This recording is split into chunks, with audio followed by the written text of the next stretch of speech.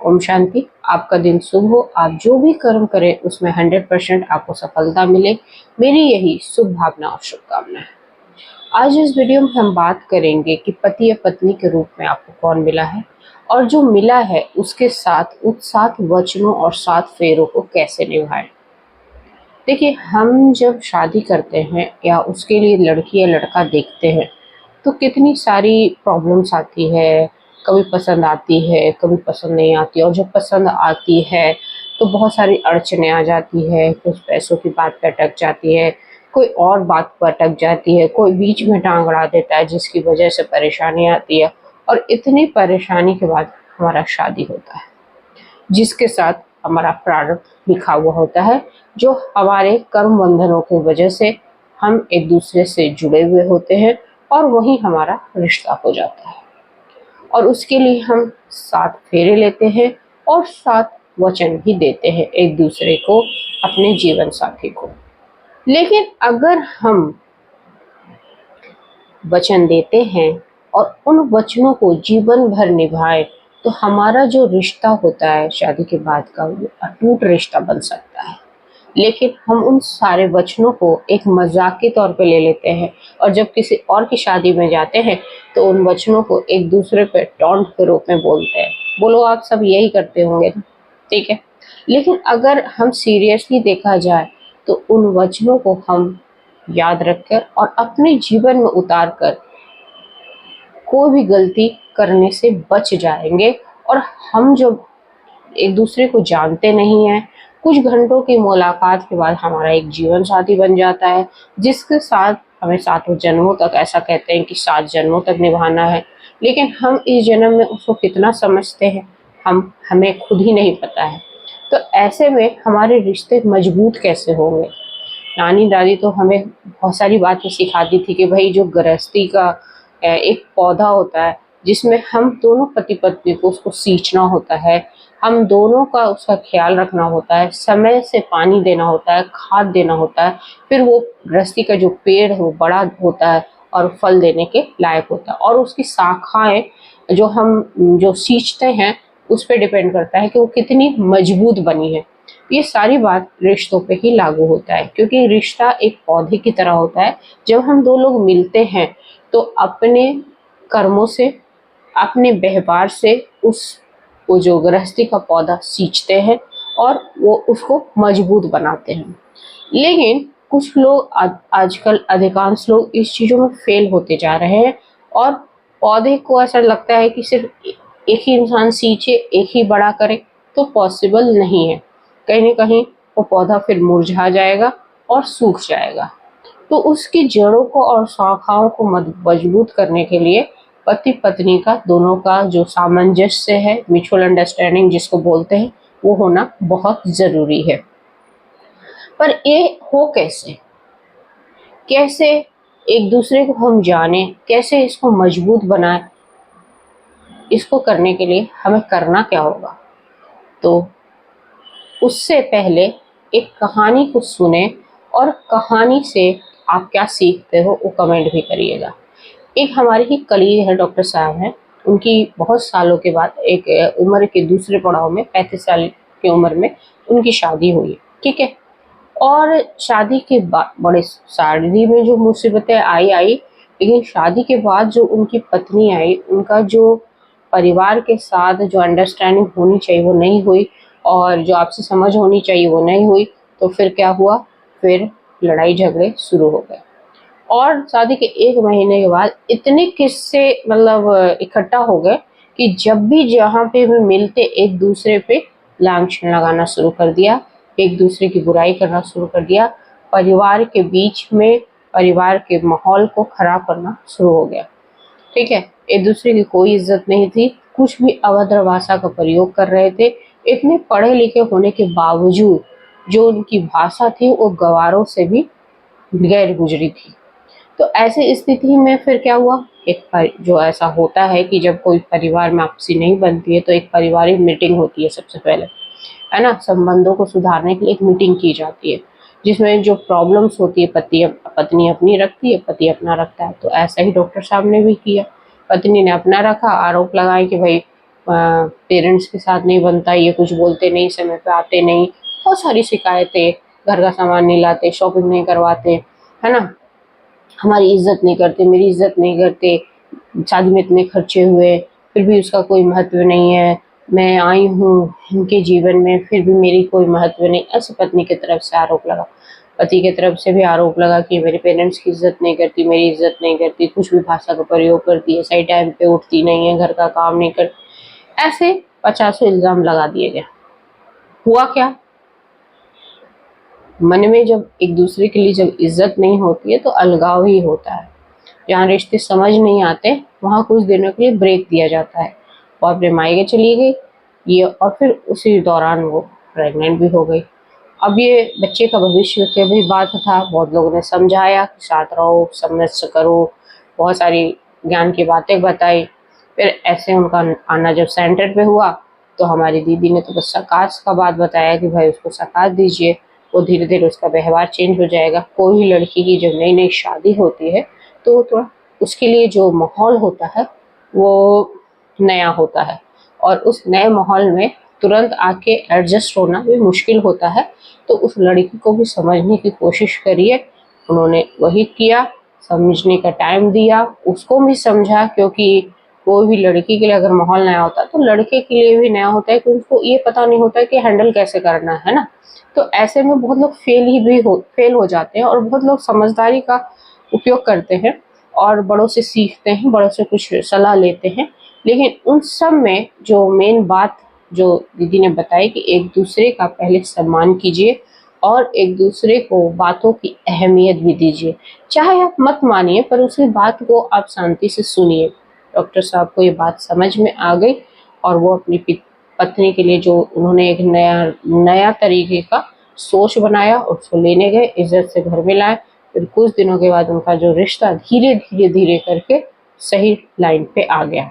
लेकिन उनका तो रिश्ता सही लाइन पे आ गया, लेकिन बहुतों के ऐसे होते हैं कि रिश्ते सही लाइन पे आते नहीं है, क्योंकि हम 7 वचनों को भूल जाते हैं। और वो 7 वचन हमें, उसमें सबसे पहला इज्जत होता है, जो सम्मान होता है, एक दूसरे के लिए सम्मान और एक दूसरे के परिवार के लिए सम्मान, ये बहुत ज़रूरी है। जब आप एक दूसरे का सम्मान करते हो तो उसकी बातें आपको भले ही अच्छी ना लगे, भले ही वो आपको समझ में ना आए, लेकिन आप उसको सुनने की आदत डालिए, ठीक है। आप उसको बाद में सबके सामने नहीं समझा के उसको अकेले में समझाइए, क्योंकि कोई भी लड़की हो या लड़का हो, अगर आप सबके सामने डांटते हो तो वो अपमान जो उसको महसूस होता है वो बरसों तक भी नहीं मिटेगा, चाहे आप कुछ भी लाख कोशिश कर लो। तो जितना भी आपको जो वचन होता है ना कि सहेलियों के सामने, परिवार के सामने आप मुझे नहीं डांटिएगा, वचन वचन में कहा जाता है, ठीक है। आपको जो भी कुछ कहना है मुझे अकेले में कहिएगा, जो भी मुझे समझाना मुझे अकेले में समझाइएगा, ये वचन होता है, ठीक है। और ये दोनों पे ही लागू होता है। आप भी जब अपने पति के मिलते हैं तो पति की भी इज्जत उतनी ही करनी है, उसके परिवार की भी इज्जत उतनी ही करनी है, चाहे आपको उसकी बात उस समय पसंद नहीं आ रही हो। लेकिन सबके सामने जब आप एक ग्रुप में बैठे हुए हो तो आपको इज्जत करनी चाहिए, और पीठ पीछे भी अपने पति या पत्नी की बुराई नहीं करनी, क्योंकि वाइब्रेशन एक दूसरे को पहुंचता है और वहीं से रिश्ता खराब होना शुरू होता है। जब आपका पति या पत्नी बाहर होते हैं तो आप अपने दोस्तों को फोन पे या परिवार वाले के किसी मेंबर के सामने अपने पति या पत्नी की बुराई करते हैं। हमें ऐसा लगता है कि हम जो बुराई कर रहे हैं उनको पता नहीं चलेगा, लेकिन मैंने कितने बार बताया है कि जो वाइब्रेशंस होती है वो उस तक पहुंच जाएगा और आपके रिश्ते वहीं से खराब होना शुरू हो जाएगा। तो ये भी काम आप वचनों के अनुसार आपको पीठ पीछे भी उसको बुराई नहीं करनी है, जो भी तकलीफ है। देखिए जब हम शादी करते हैं ना तो हमें सब कुछ अच्छा अच्छा नजर आ रहा होता है, अच्छाई नजर आ रहा है, लेकिन हम जब साथ रहना शुरू करते हैं तो हमारी नजर उन बुराइयों पे पड़ती है।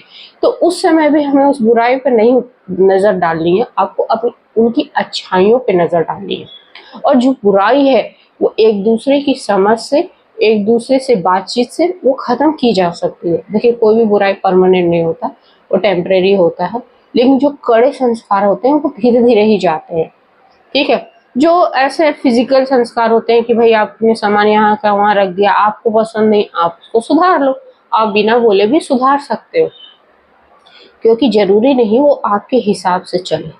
क्योंकि हम क्या करते हैं ना, हम रिश्तों में जब आते हैं तो हम एक दूसरे को अपने हिसाब से चलाना चाहते हैं। हम चाहते हैं कि वो मेरी पूरी तरह से कंट्रोल में रहे और वो चाहता है कि वो मेरी पूरी तरह से कंट्रोल में रहे। तो जब ये वाली कंट्रोलिंग वाली भावना होगी ना, तो आपका रिश्ता कभी मजबूत नहीं होगा। आपको उसको काफ़ी अपने रिश्ते को स्पेस देना है। दूसरा सबसे बड़ा चीज़ है कि स्पेस देना है, क्योंकि वो अपनी भी ज़िंदगी जिए। उसको ये नहीं महसूस हो कि शादी कर ली तो बेड़ियाँ जकड़ ली गई है। ऐसा महसूस अगर आपको हो रहा है, तो वो रिश्ते घुटन पैदा करती है। क्योंकि देखिए, अगर आप बेवजह किसी को स्पेस नहीं देंगे, बेवजह आप चाहेंगे कि वो मेरे हिसाब से करे, मेरे को हर चीज़ बताए, तो ये आपकी एक्सपेक्टेशन है ना?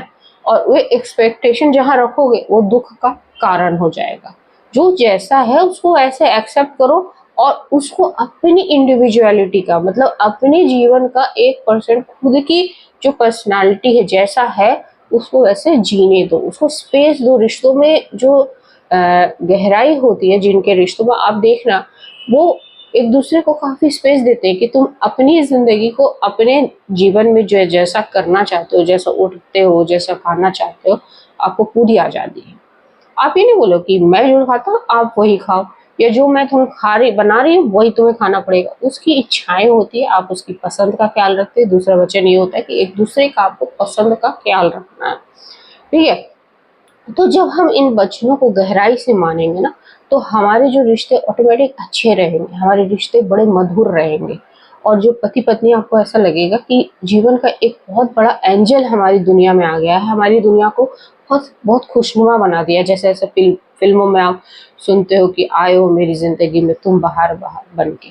तो क्यों क्यों ऐसा महसूस, क्यों ये गाने बनाए गए? क्योंकि जब कोई इंसान हमारी जिंदगी में खुशियां लाता है, हमें अपने स्पेस में जीने देता है, हमें अपने जीवन में और जो हमारी अंदर कमियां, उसको बिना बोले उसको दूर करता है, ठीक है, हमारी इज्जत करता है, तो उस समय ऐसा लगता है कि सारी दुनिया का जो अच्छा ही चीज है वो मेरे जीवन को रंगीन बना रहा है, बहुत खुशनुमा बना रहा है। तो ये गाना बना ही इस वजह से। आपको किसी की जिंदगी में ऐसा जहर नहीं घोलना है जिससे उसको लगे कि मेरी जीवन तो गई है, मैंने शादी करके बहुत बड़ी गलती कर दी। ये सोचने का मौका आपको नहीं देना है, क्योंकि जो गृहस्थी का जो पौधा है, उसको आपको प्यार से सींचना है, एक दूसरे को रिस्पेक्ट करके सींचना है, एक दूसरे को एक्सपेक्टेशंस के अगर आप एक दूसरे के एक्सपेक्टेशन पर खरे नहीं उतरे तो कोई शिकायत नहीं करनी है। ठीक है? उसके लिए कोई शिकायत नहीं करनी है, क्योंकि एक्सपेक्टेशन आपकी है, आपकी मानसिकता की प्रॉब्लम है कि आप एक्सपेक्ट कर रहे हो। वो इंसान तो 25 सालों से 28 सालों से जैसे उसके संस्कार है वो वैसा ही दिख रहा है आपको, लेकिन हम क्या कहते हैं कि अगर मेरे से शादी हो गई है तो मेरे हिसाब से रहे, मेरे हिसाब से चले। तो यहीं पे खटपट शुरू होता है। और चौथी जो बात है, देखिए, आप एक दूसरे की इज्जत करते हो, एक दूसरे के परिवार की इज्जत करते हो, एक दूसरे को कोई एक्सपेक्ट नहीं रखते हो, ठीक है, आप एक दूसरे को प्यार देते हो, एक दूसरे को प्रायोरिटी देते हो चीज़ों को। आपको कोई चीज़ पसंद नहीं आ रही तो आप अकेले में समझाते हो। तो ये सारी चीज़ें आपकी गृहस्थी को, आपके रिश्ते को अटूट बनाता है, मजबूत बनाता है। और जो आजकल बात है, जो बेवफाई बेवफाई कि आप इधर भी अच्छे बने हो और किसी और के साथ भी आपने दोस्ती कर ली, तो ये वचन आपको डुबो देगा, आपकी गृहस्थी को डुबो देगा और आपसे वो सारे कुकर्म करवा देगा जो आप जिसके लिए मिले ही नहीं हो। ठीक है? तो उसके लिए हमें क्या ध्यान देना है? अपने चरित्र को नंबर 1 रखना है। हमें ऐसा जीवन साथी नहीं बनना है कि अपने जीवन साथी के साथ हम धोखा करें। तो ये सबसे बड़ा वचन होता है और इसमें लोग हंसते भी है ना? लेकिन ये हंसने वाली बात नहीं है कि आप उस वचन में ये कहा जाता है कि कोई भी लड़की अकेले, मतलब कहीं भी बाग बगीचे में अकेले घूमेगी नहीं, स्मरण नहीं करेगी। उसका रीजन भी ये होता है, ये नहीं है कि उसकी आज़ादी छीन जाएगी कि भाई वो कहीं जाएगी नहीं। अकेले ऐसे जगह पे जहाँ पे मनोरंजन का साधन होता है, जहाँ पे लोगों का मन, मतलब आप बोल सकते हो कि जो मन चंचल होता है, उस टाइम में उस जगह पे आपको अकेले नहीं जाना है, अपने जीवन साथी के साथ जाना है। तो वहाँ आपका जो चाल चलन है उस पर कोई उंगली नहीं उठा सकता है। अगर आप ऐसी जगहों पे अकेले जाते हो, जैसे कि कोई बार हो, कोई ऐसी डांस वाली जगह, तो आपकी चरित्र पे उंगली उठेगी, चाहे आप पति हो चाहे आप पत्नी हो। ये भी एक वचन का हिस्सा होता है, ठीक है। ये नहीं है आप पति, आप इवन है जब आप पौराणिक कथाओं में जाते हो तो बिना बुलाए तो पिता के घर भी नहीं जाती है पत्नियां, क्योंकि गई थी सती तो उनका अपमान हुआ था और आपको पता है अंजाम क्या हुआ था। तो इन सब का एक एक रीजन होता है, जितने भी हम सात वचन देते हैं ना उसका एक रीजन होता है, और ये सब हमारी वैवाहिक जीवन को सुखी बनाता है जितने भी वचन है। तो पति पत्नी के रूप में जो हमें एंजल मिला है, जो हमारे जीवन में बाहर लेके आया है, उसका सम्मान करना बहुत ज़रूरी है। और जब आप इन वचनों को पूरा फॉलो करते हो और एक दूसरे को सम्मान देते हो, एक दूसरे की इज्जत करते हो, एक दूसरे की परिवार की इज्जत करते हो, पीठ पीछे कोई बुराई नहीं करते, कोई एक्सपेक्टेशन नहीं देते हो, स्पेस देते हो रिलेशनशिप में कि भाई तुम अपनी ज़िंदगी भी जी सकते हो। अगर कोई इंसान आपके सपनों की मतलब परवाह नहीं करता, मान लो कोई पति या पत्नी, उसको पता ही नहीं है कि पत्नी की भाई पसंद क्या है या पति की पसंद क्या है, तो वहाँ पे आपके रिश्ते कमज़ोर होंगे। एक दूसरे को जानने का मतलब होता है कि एक दूसरे के जो सपने उनका भी सम्मान करना। लोग तो सपनों पूरा करवाने के लिए अपने जीवन साथी के लिए क्या क्या कर जाते हैं।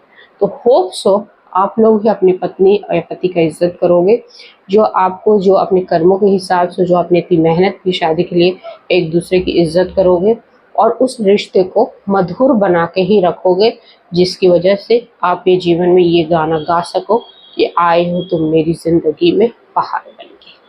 होप सो आपको वीडियो अच्छी लगे। तो ओम शांति, आपका जीवन सुखमय रहे। जय हिंद, जय भारत।